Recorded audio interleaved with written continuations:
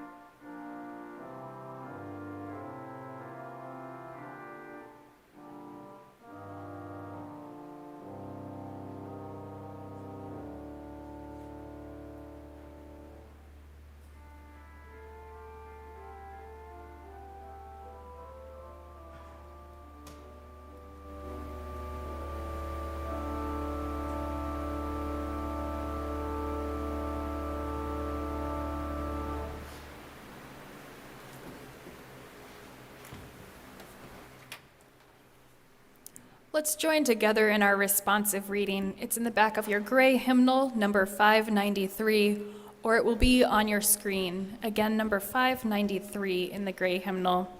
These words are by Archbishop Desmond Tutu, now of blessed memory. I will read the Roman type and invite you, along with Beth, to read the italicized.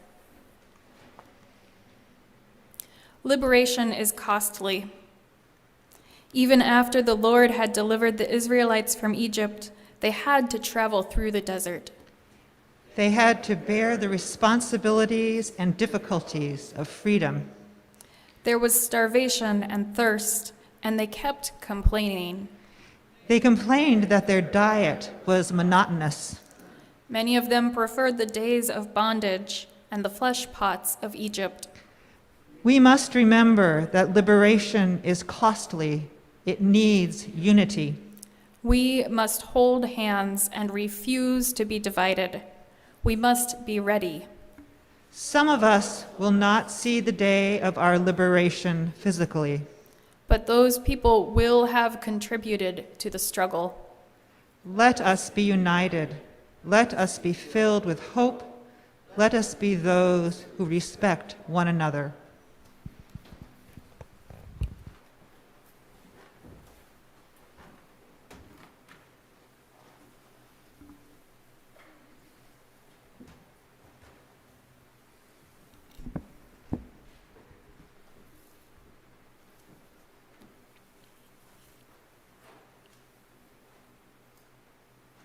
For our second reading today, I have a Jewish teaching tale, this one from Eastern Europe.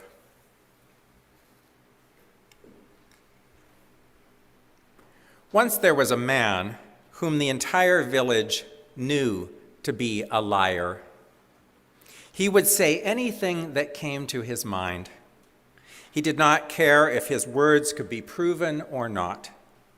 He delighted in repeating lies other people told. One day, after hearing the rabbi speak about the harm lying causes, this man went to the rabbi and said, "Rabbi, I am truly sorry for all the pain I have caused with my loose lips. I repent and will tell no more lies. Can I be forgiven?" "Yes," said the rabbi, "but here is what you must do. Go home, find a feather pillow, open the pillow, and release the feathers onto the wind. Then come back to me." The man thought this a strange request, but he did as he was told. When he came back, the rabbi said, "Now go, gather all the feathers released from the pillow." "But that is impossible. They have flown all over the place. I don't even know where most of them have traveled." So it is with words. You do not know where your lies and rumors have traveled. Once words have been uttered, they cannot be taken back.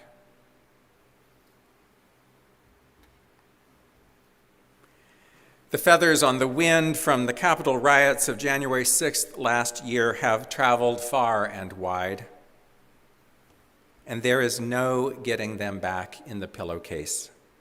Their destruction will go on and on. Though generally lumped into two camps, everyone sees the events of that day differently. Liberals see it as an insurrection that tried to overturn our democracy. Conservatives see it as a crowd swept up by the emotions of the day that took things too far. Supporters of former President Trump declare him innocent of all responsibility for the riot. His detractors blame him squarely for that day's destruction. Either way, it is impossible to get the feathers back in the pillowcase. It is impossible to come to agreement about what happened, but it might be possible to see what is coming next. The most frightening thing about the January 6th riot is that it has become a practice session for things to come. Those events are being closely studied right now so that they can be improved upon. The next riot might not happen at the U.S. Capitol, but it could easily happen at state capitals. It could happen at city council meetings. It could happen at school board meetings. It could happen at polling places and post offices and governors' mansions. America is armed to the teeth. There are plenty of white people who really want to use their guns to take back our nation. We would be wise to see the January 6th riot as part of the culture wars that have been raging in America for decades now. These culture wars are being fought for the soul of our nation. The basic question that the culture wars ask is, what should America look like? Will America be a place where all people can live good lives, or will America be run by those with wealth and privilege, specifically white privilege? Will America be a place that celebrates diversity, or will it be a place where diversity is policed? What should America look like? These modern culture wars go back at least to the election of Ronald Reagan, maybe further. Coming out of the civil rights movement, America enjoyed a brief period of racial and cultural inclusion. The 1960s and the 1970s saw diversity increase in the workplace, the military, our government, and on television. Women's rights and gay rights also came to the fore in those decades. As a nation, it seemed we were on a path to respect, love, and peace. The Vietnam War notwithstanding, before 1980, America looked as gentle as it had ever been. Then fundamentalist Christianity decided that it had seen enough liberation, thank you very much, and a new round of the culture wars began, starting in churches and then spreading quickly to government. It's not much of a stretch to go from America should be a moral nation to America should be a straight married nation where women know their place. The path from Reagan to Trump is not a straight one, but it is a predictable one. White nationalism, fueled by greed, has dominated our country since its founding. Too many working-class white people buy into the myth that other Americans are trying to take things away from them. This fear results in police brutality. It results in a stalled Congress. It results in suspicion of the federal government. The resistance of so many to the COVID-19 vaccine is all part of the culture wars that pit reason and science against so-called civil liberties. The feathers are flying everywhere, but they all came from the same pillow. So if the modern day culture wars started in churches, how should a church like ours work to end them? We must take responsibility for our part in the culture wars. We may not smugly stand by and lament the state of our nation. It is not enough for us to hang a Black Lives Matter banner on the front of our church and call it good. The cultural divide in America will not be bridged easily or soon. But if we think it is going to go away by ignoring it, we will be shocked again and again when it flares up violently. The first thing that we have to do is get out of the Metro West suburbs more. We liberals have to go to conservative places, physically go to them. We have to go there and actually interact with the people who live there. It is not enough for us to hop from liberal bubble to liberal bubble. Nothing makes people in the middle of our country madder than calling their homes flyover states. When we live entirely surrounded by people who think like us, we can become so smug as to be intolerable. We care about electric vehicles when lots of people can't come up with enough money to cover a $400 emergency.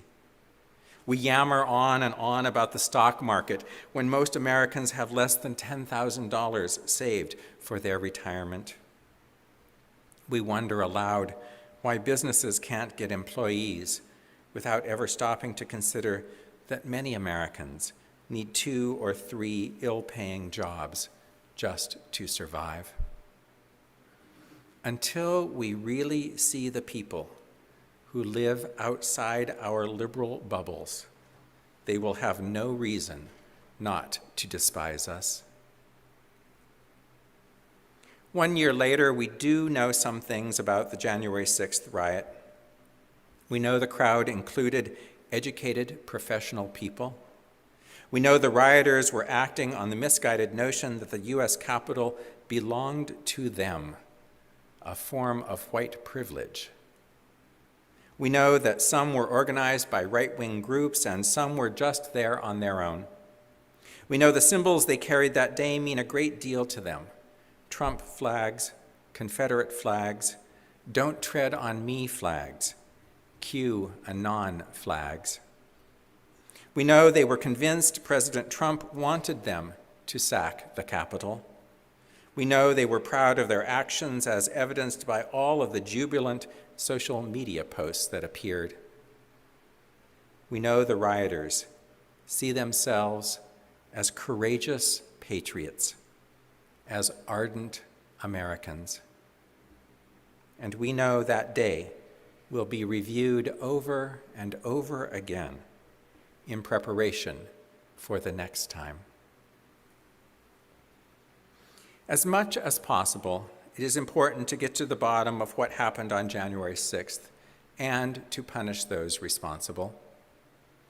But even more important is to realize what grave danger our country is in if we do nothing to try and bridge the chasm that divides us. Can we be like the rabbi in the teaching story and see what is really going on? Can we get beyond ourselves enough to actually listen to the hurt beneath the shouting? Can we humble ourselves enough to be in conversation with those who despise us? I say we must. We must recommit ourselves to a unified America, or we will be forced to live with a type of apartheid. This apartheid will determine where we go and when and how. It will be enforced by wealth, language, and skin color. This apartheid will come to seem so natural that we won't notice its danger until we are at civil war. I promise you, things look quite different in Fitchburg and Ayer and Sterling than they look in Concord and Lincoln and Acton. Until we acknowledge that the bubble we live in is not the rest of the country, we will be of no use in the conversation. The perpetual improvement of First Parish in Concord will not matter one bit if it ignores what is happening all around it. The solar panels on our houses are the last thing people in poorer communities want to hear about. We liberal elites are just as much to blame for the state of our country as anyone. We are going to have to want to change our behavior, or nothing will change. And I am hopeful that we can do this. I am hopeful that we are kind enough and that we are smart enough, and that we care enough. I'm hopeful our nation will not devolve into armed civil war. I'm hopeful Congress can begin to work again. I'm hopeful wealth can be shared, medical coverage can be provided, and voting rights can go unimpeded. I'm hopeful we liberals can lead in a way that brings others along. I'm hopeful we can care enough about people not like us to make a difference. Archbishop Desmond Tutu speaks clearly to us. Let us be united. Let us be filled with hope. Let us be those who respect one another. On my trip to Montana to see family this summer, I had the best time with my youngest brother in a long, long time. I've told you about my brother and his family before. He's a semi-truck driver and has a wife and 4 children whom I love very much. The whole family lives on about $40,000 a year. They attend a conservative Christian church. They are not vaccinated and will not be getting vaccinated. There are plenty of guns around the house. So what made my visit so good this time? I kept my damn mouth shut.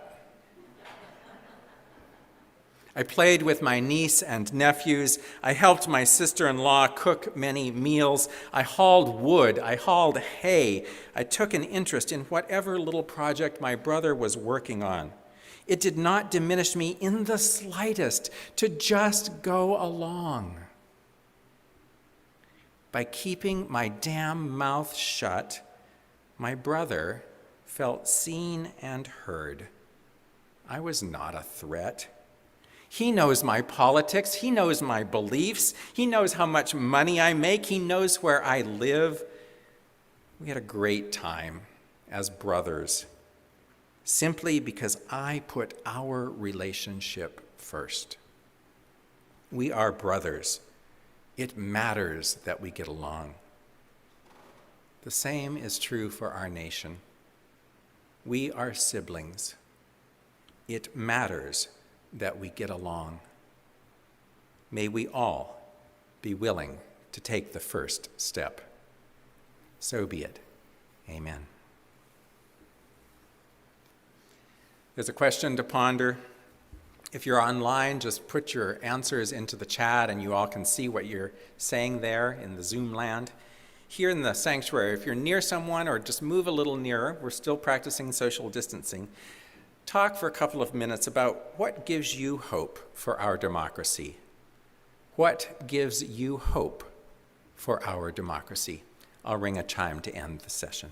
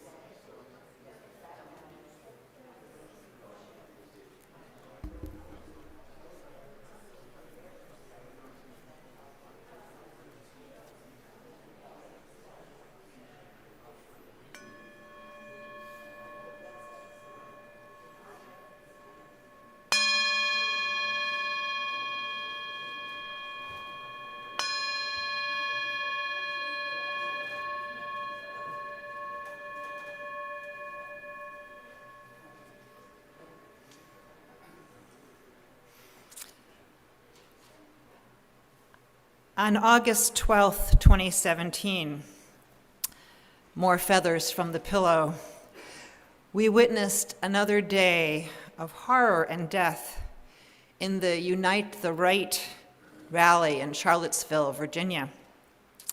On that day, religious leaders of many faiths, including UU clergy and laity, came together in Charlottesville to peacefully witness and protest against this white supremacist mob.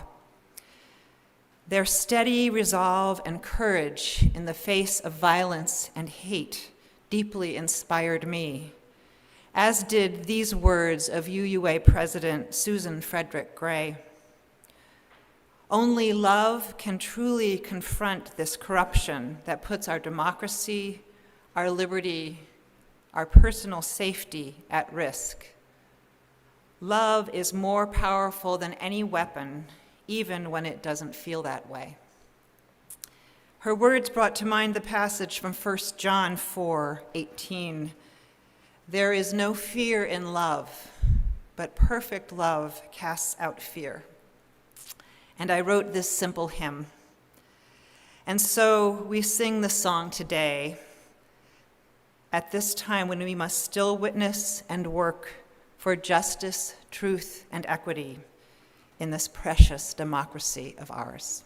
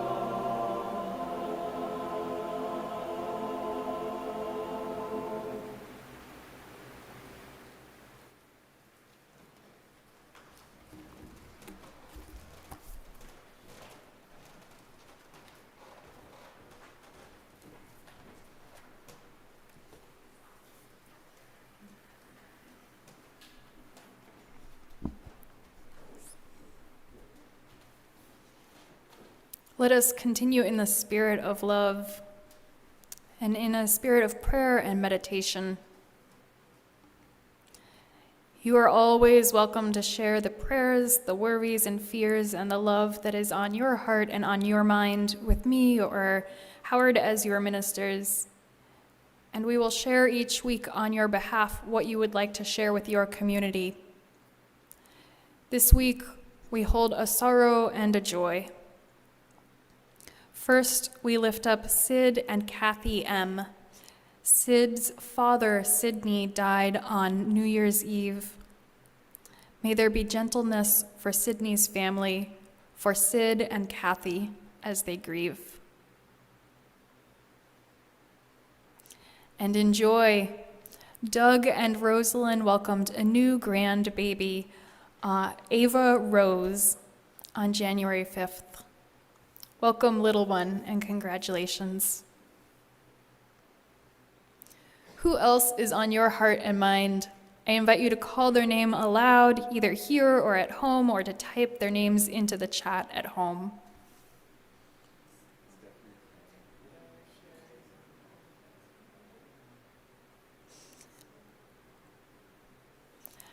And if you'd like, please hum along as Beth leads us in Spirit of Life.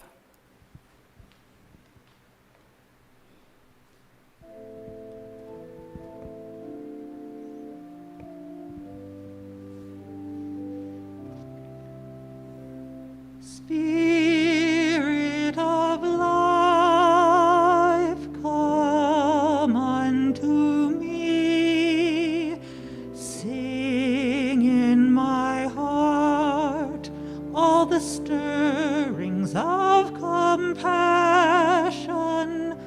Blow in the wind, rise in the sea. Move in the hand, giving life the shape of justice. Roots hold me close, wings set me free.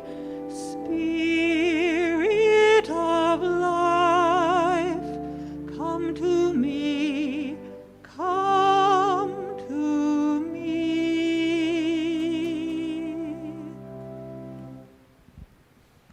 Will you pray with me?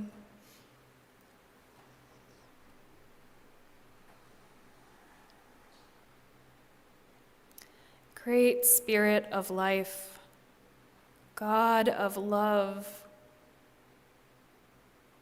what do we do when great violence has been done? What do we do when our nation or our lives are filled with strife? What do we do when our hearts are breaking? When we face hardship, when we are grieving, when we or someone who we love is ill, when we are worried.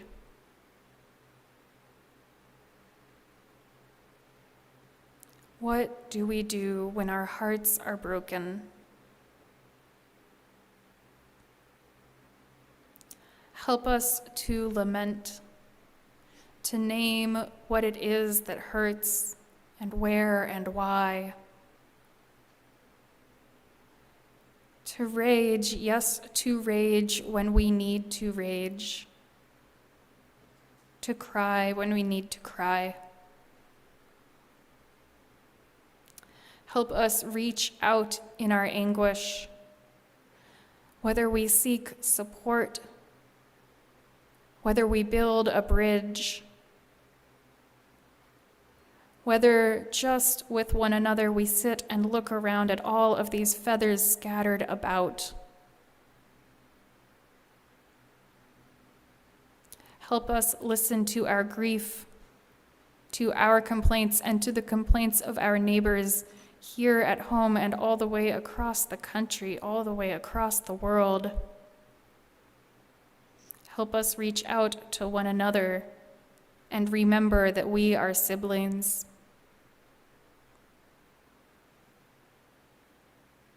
When we feel afraid or worried, help us find that perfect love, greater than all of us, but part of each of us, that does cast out our fear.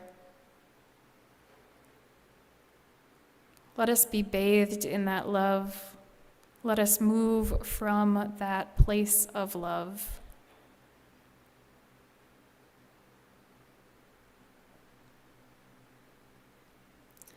Oh God, sometimes our hearts are broken and sometimes our hearts are full of joy. What do we do when our hearts are full of joy? When we rejoice over new life, over a new year and the possibility and promise of what lies ahead, over our own power to be good, to side with goodness and side with love, to make a change in our world for the better. Let us share our joy with one another, share all of the parts of our lives with one another, with our neighbors, with our siblings across our country and world. In our sorrows and in our joys, let us be together. Today we send our love especially to Sid and Kathy, and we celebrate with Doug and Rosalind, with all of the people that we have named aloud and in the chat and hold in our hearts. May we be united as a people of faith, as people who side with love. May all who have come in pain today find solace. May all who have come in joy find their joy doubled. And may each of us, by our daily living, make our world a better place. Blessed be and amen. And let us abide together in this stillness for a moment.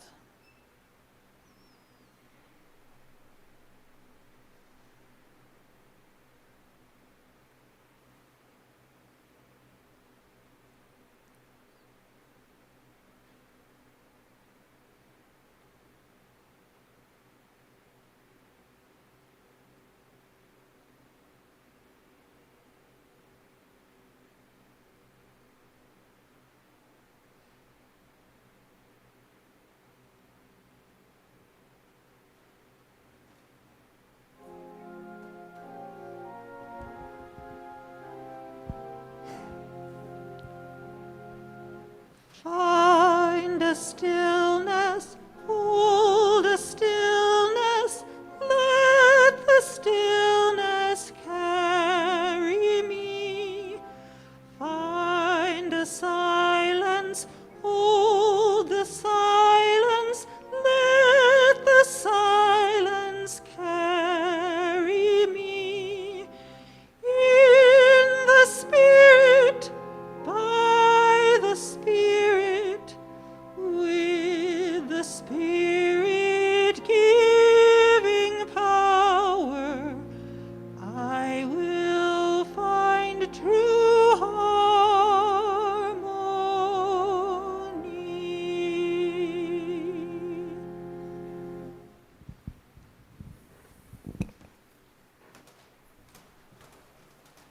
I would like to invite Janet Donovan to come up and light our social action candle.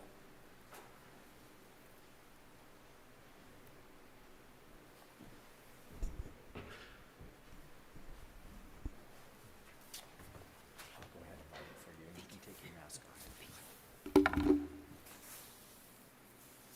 Good morning. Good morning.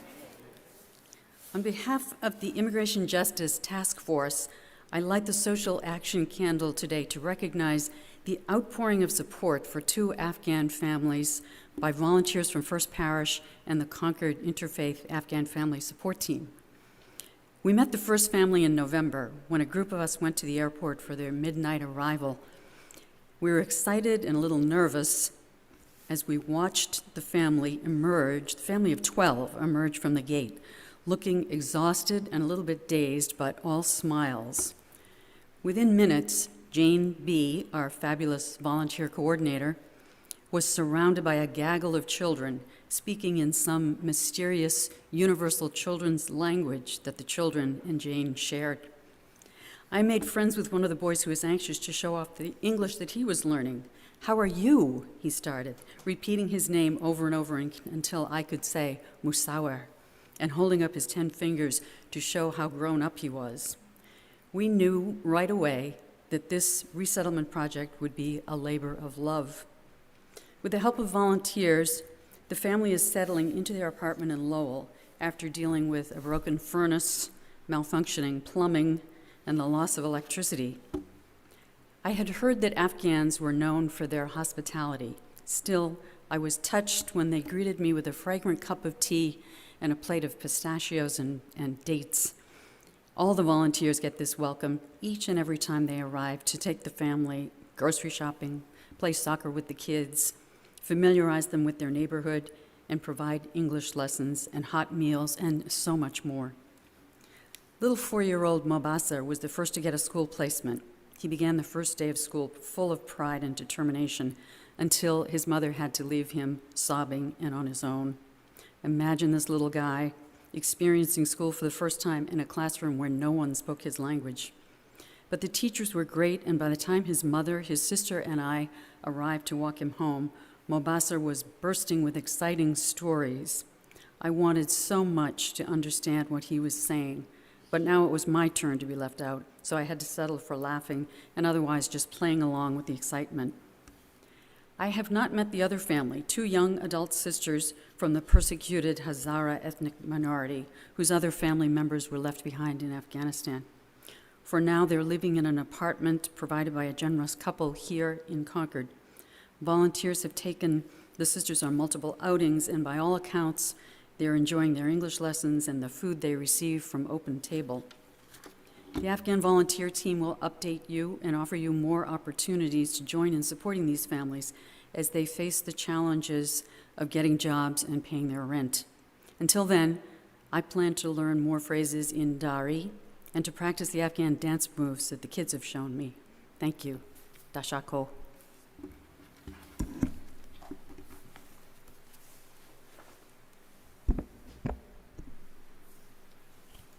Thank you, Janet, and thanks to all of the work that folks are doing for these Afghan families. It's just amazing that the world goes on and we can make a big difference in it, each in our own way. It is the month of January, and we are sharing our plate this month with the Boston Ujima Project, and it has been sponsored by the it's been sponsored by the Racial Justice Action Group. This is a group in Boston that's working for restorative economics there among poorer communities. So each week, as is usual, we'll pass the plates here in the sanctuary. If you're at home, I invite you to text that number that will appear on your screen. I know some of you have been putting it in your phone. We could actually really up our number of folks who are texting to the plate. So if today is the day that you've got a little bit extra time, just jot that number down, and it's very easy to set up. You'll need your credit card for the first time, but please get that number in your phone so that you can use it today and each Sunday hereafter. You can also give by sending a check to the church or donating on the website. An offering for the good work and witness of First Parish in Concord and the Ujima Project will now be gratefully received.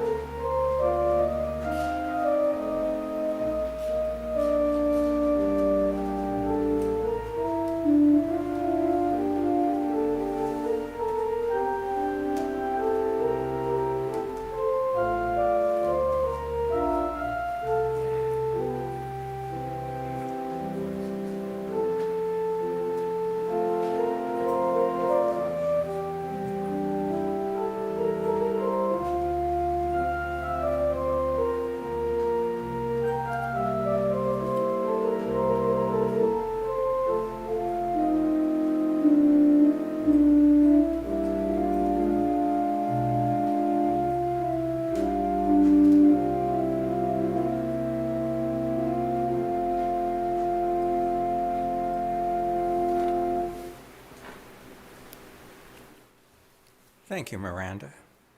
As we begin to close our service today, I would like to invite the intrepid folks who are here to come out to coffee hour. We're persisting. We're going to just keep holding it outdoors. So if you come through these doors, it's going to be served right there on the terrace where you won't get rained on. So we can even open those doors. You kind of stand in the doorway and enjoy a little bit of the heat the building is putting off. But please come down for coffee hour. If you're interested in the worship sharing circle today, it's only going to be online. So that link will be posted in the chat at the end of the service. You can also find it in FP Weekly each week. Please pay attention to FP Weekly. It's the best source of news for what's going on. It's also a good source of Zoom links. Jim Hawks is here as our standing committee rep. Give him a wave, Jim. If you have any questions for the standing committee, he's your man this morning, so go find him at coffee hour. And there'll be, I think there's a table for cards.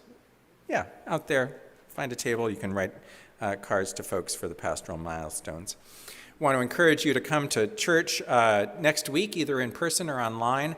Our new social action manager, Reverend Paul Langston Daly, will be preaching. So it's a chance to get to know Paul a little bit better. We're so excited to have him join us here at First Parish in Concord.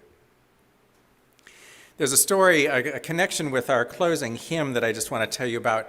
So Holly Neer wrote Gentle Angry People, and it's number 170 in the back of your hymnal. So you can turn to that in the hymnal, number 170. And the story I have is that I was living in Bozeman, Montana, and attending Montana State University. And she had come to do a concert there.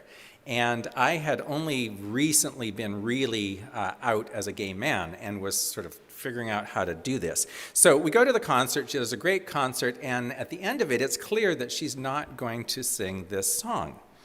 And I stand up. It's very informal. There were probably 500 of us there, but it felt very informal.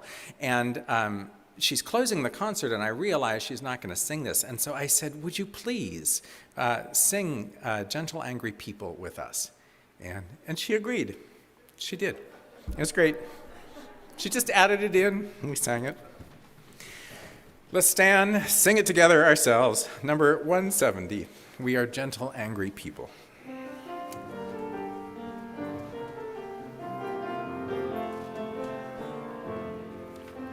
We are gentle, angry people, and we are singing for our lives. We are gentle, angry people, and we are singing for our lives. We are a justice-seeking people. We are justice-seeking people, and we are singing for our lives. We are justice-seeking people, and we are singing for our lives. We are young and old together.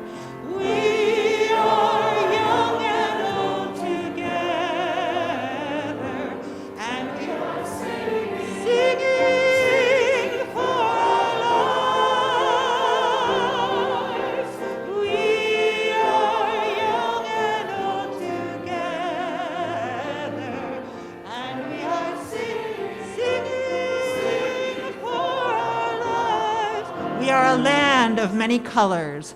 We are a land of many colors, and we are singing for our lives. We are a land of many colors, and we are singing for our lives. We are gay and straight together. We are gay and straight together, and we are singing for our lives. We are gay and straight together, and we are singing are a gentle, loving people. We are a gentle, loving people.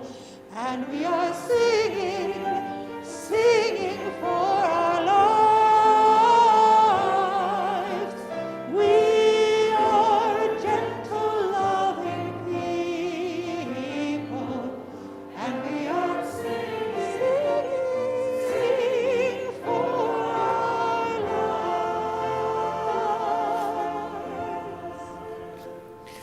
We are singing, singing for our lives.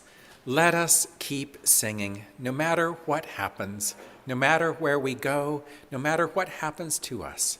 Let us remember to sing, always sing, and to hear the voices that are joining us in song.